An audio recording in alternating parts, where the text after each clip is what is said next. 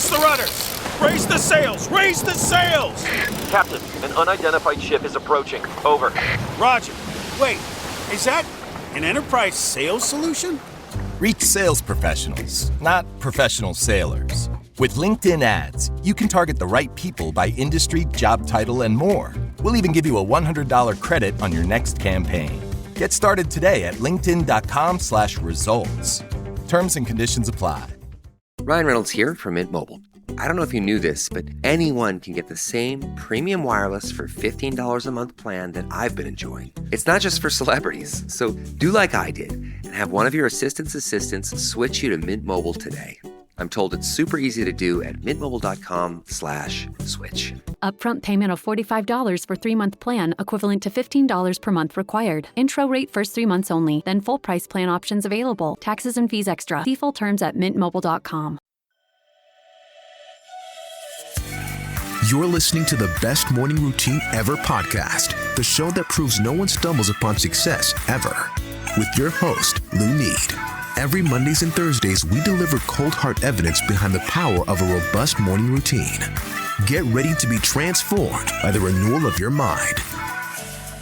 Hello, morning enthusiasts. Welcome to the Best Morning Routine Ever podcast. I am your host, Dr. Lunid, and today it's an honor, it's a privilege to introduce this young lady to the show today, Tonya Fines. Now, she is a board-certified holistic health practitioner with, get this, over 25 years of experience. And she specializes in nutrition, fitness, and hormonal health for women. And that's big these days with thyroid issues. There's a lot of that hormonal stuff that really impact women and how we show up. We need to show up better. And she is going to kind of give us the breakdown on how to do that when it comes to nutrition and hormonal health. So with no further ado, Tonya, welcome to the show. Thank you. Pleasure to be here. It is such an honor. 35 plus years of experience. I want to know what kind of got you into this, what got you started? What's your why? Well, my career started out as a high school teacher in the health and health and fitness, health sciences and stuff, because I've always been interested in health, I grew up in a family that was very athletic. My parents were very big on fitness and nutrition and, just taking care of your health and being active and healthy. Yeah. So I grew up in that environment. So it was always just a part of my life. And then, I went on, I was very active in sports and then very, very active and dedicated in dancing. Dancing was my love. So I was a dancer for probably 23 years before I went off to university to, as my dad would say, get a real job.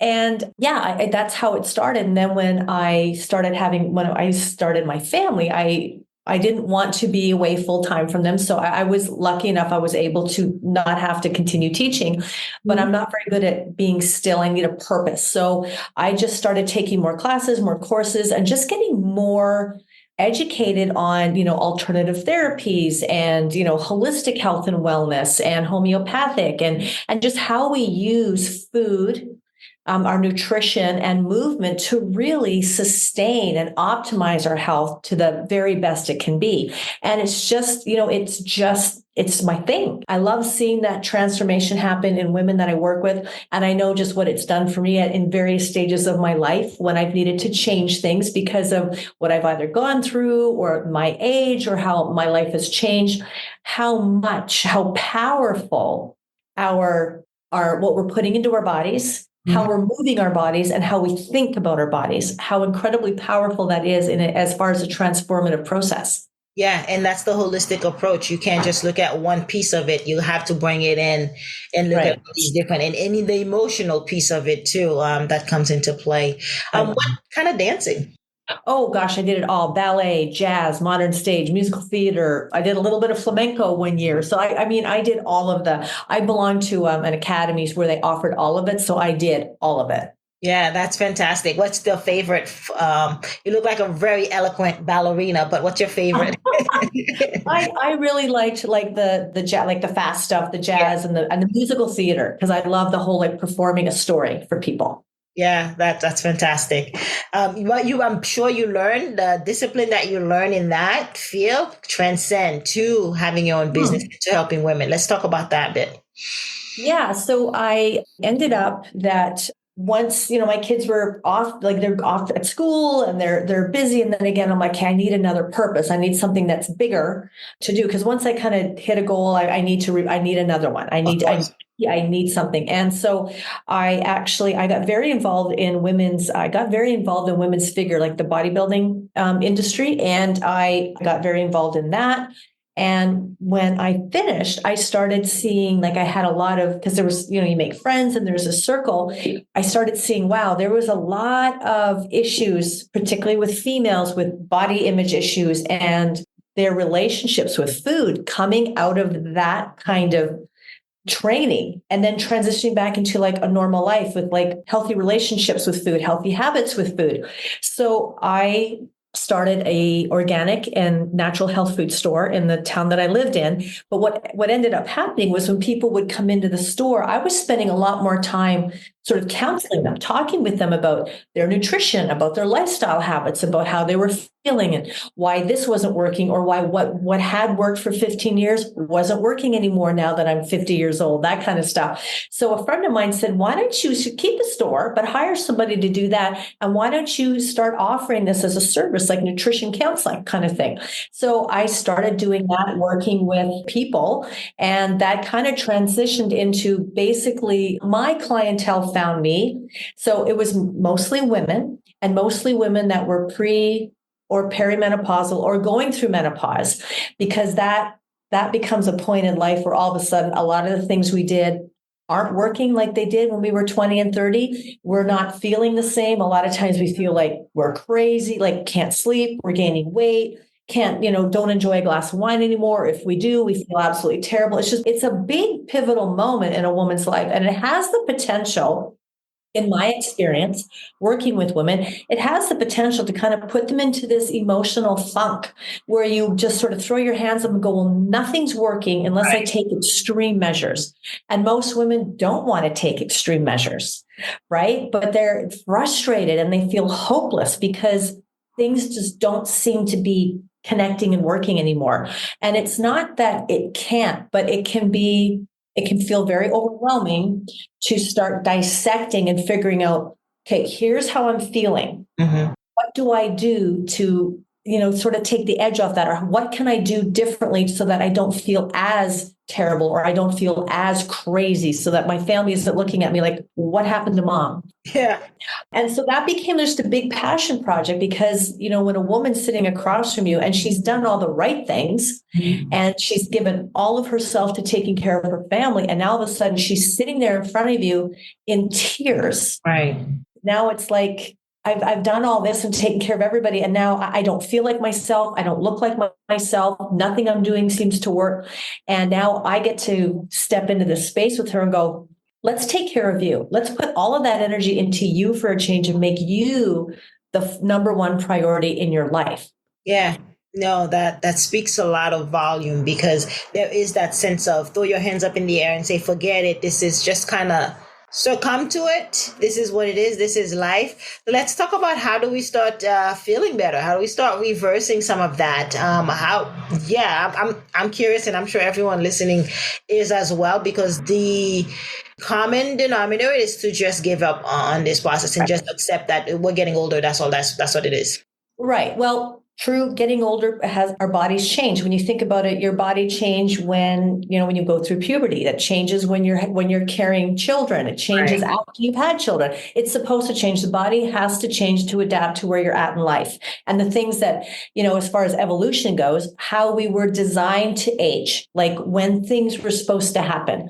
So when you do get to menopause or peri or pre, because, everybody's different. Some women, they feel their peri-pre really strong and they're like, whoa, what's going on? Some women, it's a little bit later.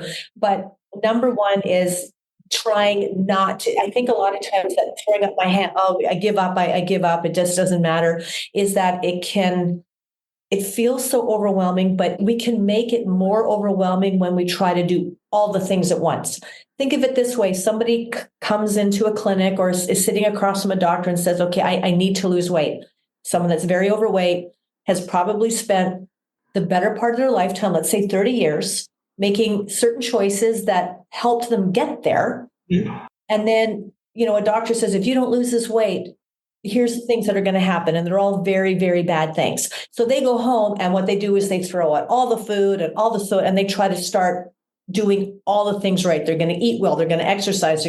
That never works. That's the greatest form of self-sabotage out there. Yeah. So when I'm having these conversations with women that see me, number one is you have to know where you're at. So be very, very, body awareness is key. So I'm always asking them, okay, let's be very specific. How are you feeling right now? What are the big things that are really bothering you? Is it the weight gain? Is it that you can't sleep? Is it hot flashes? Is it migraines? What are the things that you're noticing that are glaringly obvious and really, impacting your life in a way that's making you unhappy? Mm-hmm. So we start there. And then it's okay, so what does your day look like? When you get up, do you have breakfast? Do you have 6 cups of coffee? Do you what is the current trend in your life? And you have to be, women, you've got to be very honest about that because we can't fix what we don't know, or we can't fix what we won't acknowledge. Mm-hmm. So it's not to feel bad because, hey, I was in my 20s too. I could get away with pizza and 3 glasses of wine and then going to bed at 3 o'clock in the morning, getting up 3 hours later and knocking out an entire day at university. I could not do that anymore, right? So know where you're at. What are the biggest things and what are you doing right now? And be honest about that because then we can look at that and go, okay, you know what? I'm not going to take your coffee away, but maybe 1 cup. Can you do for 1 week? Can you do 1 cup of coffee in the morning and then the rest, just focus on water intake? And it sounds really silly. It sounds really small, but if we can break it down into small steps that you can do for 7 to 10 days and have success with that, that also has an emotional, psychological effect that, you feel good about. I did 10 days, 1 cup of coffee, lots of water. Now I'm ready for the next thing. So now what are we going to do? And you just kind of build on it. Now, some people, that's a really extreme example. Sometimes it could be okay, 1 cup of coffee, you need to have some kind of breakfast and maybe a morning walk. Those are sort of some easy, small things that most people, if they're willing to, and if they really want to start changing how they feel, can implement and do without completely disrupting their life. Because trying to do everything at once is going to disrupt your life. And have no desire, you're going to have no motivation or inspiration to be consistent with it. But if you narrow it down to, maybe 2 or 3 things that you do for a week or 2, you can have some success with that. And that makes you feel good about yourself and much more motivated to be consistent in keeping that up and adding another lifestyle change. Yeah, it's about the small wins. Once you get the small wins, you can actually be motivated and inspired to do more. What you're tapping into right now, Tonya, is the habit building process.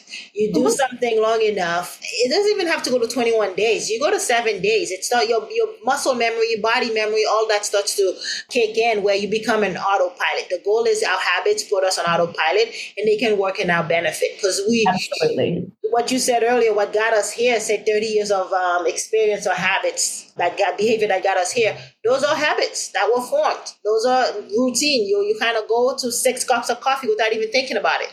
Yeah. You're on autopilot, and what you're trying to do, it sounds like, is shift that. Yeah. Be able to change that so that we instill better habits to combat this inevitable change, essentially, that's happening post 35. Right. Yeah. And so for exercise, you mentioned when it seems so simple, just adding a walk in there. What advice do you have people who feel like they're just simply too busy to fit in exercise, to fit in that walk?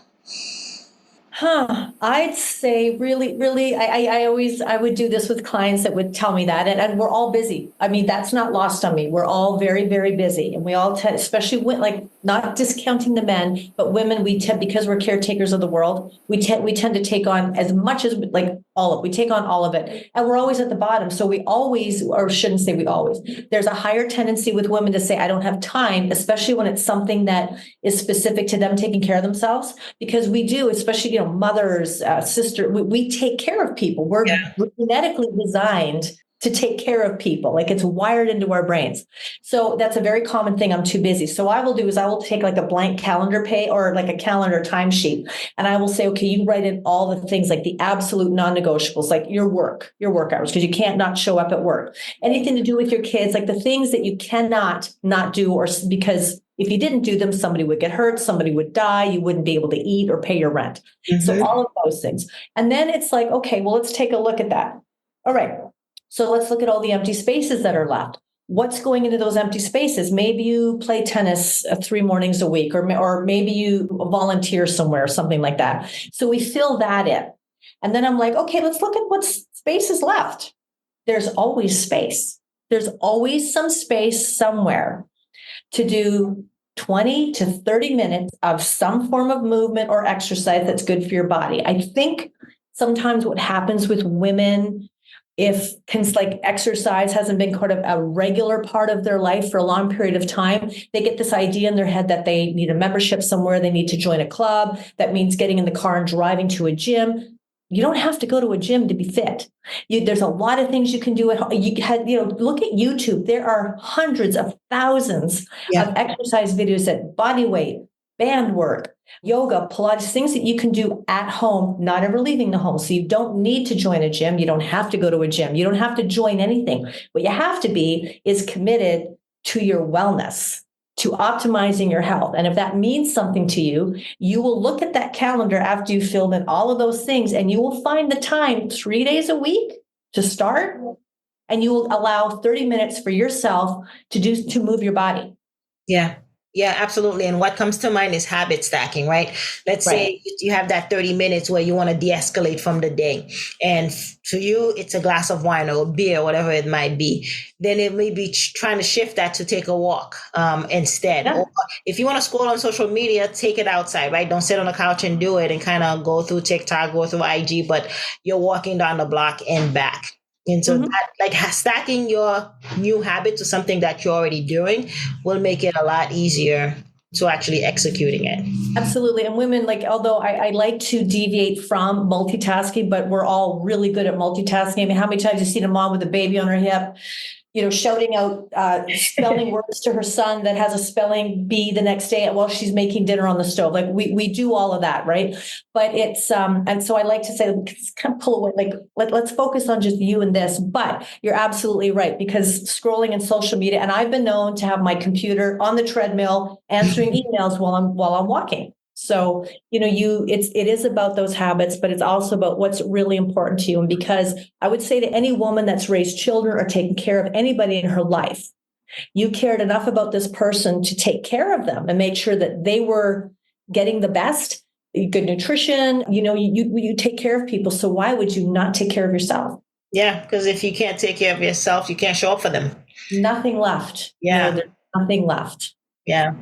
Well put. Let's talk about morning routines, because I know there's this notion there's certain times of the day where you are at your prime, right? Where you have the most energy, where you have the most willpower. And those are times you take advantage of and do the most difficult task. And so let's talk about how you get up, dress up, and show up. What's your morning routine like? Well, I'm very, very driven. I like to, I hit the ground running, but I've worked other things into my routine in the last couple of years. So normally, like, I get up and I do my mushroom coffee. I'm getting away from caffeine. It just doesn't feel good. I mean, I drank a lot of coffee in my life, but it got to a point where this doesn't feel good. So why am I doing it? Like, why? This is not a habit that serves me. So I get up. I have my mushroom coffee. I do morning, like I do my Bible reading in the morning, and I go for a walk. And it's not a very long one, because a lot of times, because my mind is fresh, so a lot of my work and stuff is scheduled. Like my meetings and the big things I have to do work-wise are all morning scheduled.